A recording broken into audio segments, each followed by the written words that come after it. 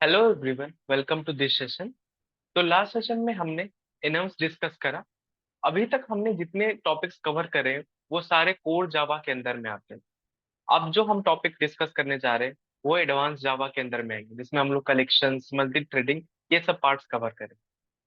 Collection को हम लोग बहुत बेसिक टू एडवांस कवर करेंगे। इसमें हम लोग बहुत सारे कुछ डीएसए क्वेश्चन भी डिस्कस करेंगे, जिससे आपको बेटर अंडरस्टैंडिंग होगी कैसे हम कलेक्शन को यूज करें अपने डीएसए प्रॉब्लम्स। तो ये सबसे इंपॉर्टेंट टॉपिक भी रहेगा आपका जावा में, क्योंकि इसी की हेल्प से आप डीएसए प्रॉब्लम आप सॉल्व कर पाओगे बहुत इजीली। तो स्टार्ट करते हैं आज का टॉपिक। आज का कंटेंट हमारा बस इंट्रोडक्टरी रहेगा। इसमें हम लोग बस इंट्रोडक्शन देखेंगे कि जावा फ्रेमवर्क होता क्या है, इसका हायरार्की क्या है। अगले सेशन से हम लोग सही से जावा को डिस्कस करेंगे, हर एक टॉपिक को, हर एक क्लासेस को, इंटरफेस को डिस्कस करेंगे विथ एग्जाम्पल। तो स्टार्ट करते हैं collections in Java.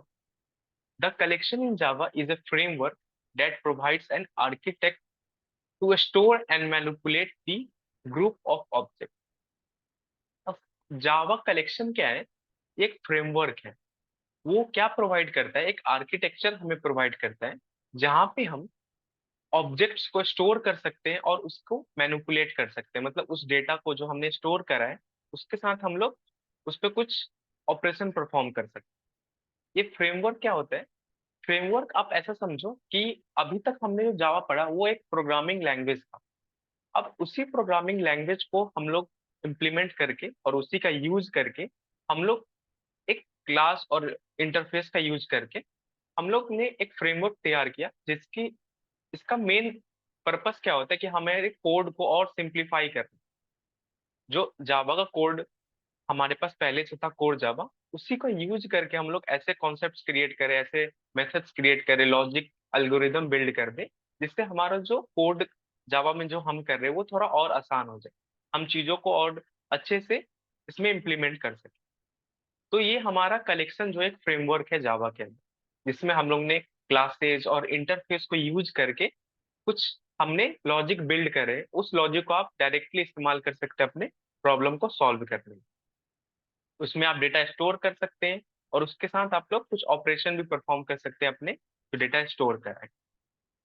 Java collection can achieve all the operation that you perform on a data, such as searching, sorting, insertion, manipulation and deletion.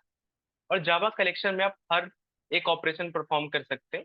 जैसे कोई डेटा पे आप नॉर्मली परफॉर्म करते हो, सर्च करते हो, उसको सॉर्ट करते हो, कुछ आप इंसर्ट करते हो।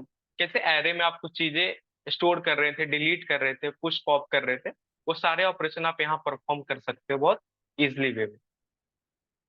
एक collection represent a single unit of object, that is a group. अब कलेक्शन क्या होता है? एक सिंगल यूनिट ऑफ ऑब्जेक्ट है। बहुत सारे ग्रुप ऑफ ऑब्जेक्ट को मिलके एक यूनिट बनता है, और एक सिंगल यूनिट है वो ऑब्जेक्ट का, जिसके अंदर बहुत सारे ऑब्जेक्ट हमारे क्लासेस है, इंटरफेसेस है जावा के कलेक्शन के अंदर। अब इसका हायरार्की क्या होता है? मेन आपको जो कलेक्शन फ्रेमवर्क है इसमें हमने जो जावा है उसमें क्लासेस और इंटरफेस की हेल्प से हमने बहुत सारे मेथड इंप्लीमेंट करे, और उसी मेथड को हम लोग रिट्रीव करेंगे, उसी पे हम लोग ऑपरेशन परफॉर्म करेंगे और अपने डेटा में स्टोर करेंगे। अपने डेटा को हम लोग उस पे इंसर्शन परफॉर्म करेंगे, डिलीशन परफॉर्म करेंगे विथ हेल्प ऑफ कलेक्शन।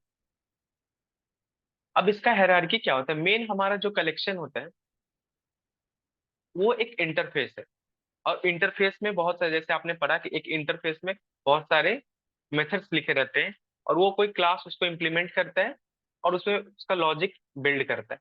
उसी लॉजिक को हम लोग इस्तेमाल करने करेंगे इस कलेक्शन।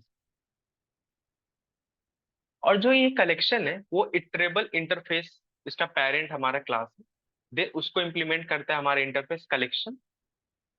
इटरेबल जो है सबसे मेन हमारा पेरेंट इंटरफेस है, उसको हमारा इम्प्लीमेंट कौन सा कर रहा है? कलेक्शन एक्सटेंड कर रहा है उसको। इम्प्लीमेंट तो जब होगा जब हम उसको क्लास में उतना लॉजिक बिल्ड करें। कलेक्शन उसको एक्सटेंड किया, और उस कलेक्शन को फर्दर कैटेगराइज किया गया लिस्ट, क्यू और सेट्स में। फिर लिस्ट में जो हमारे बहुत सारे क्लास हैं, ये लिस्ट, क्यू, सेट हमारा इंटरफेस है।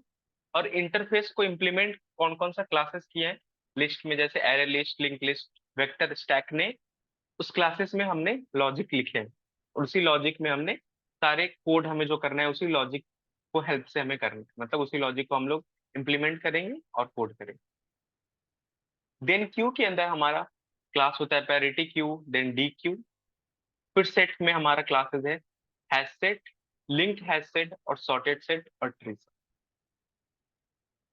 इस सारे को हम लोग वन बाय वन देखेंगे। एरे लिस्ट क्या होता है, सेट क्या होता है, क्यू क्या होता है, उसके अंदर जितने भी हमने क्लासेस पढ़े सब पे इंट्रोडक्शन, फिर एग्जाम्पल, देन हम उस पे कुछ क्वेश्चन प्रैक्टिस करेंगे। तो आज के लिए इतना ही, मिलते हैं अगले सेशन में, तब तक के लिए बाय, थैंक यू।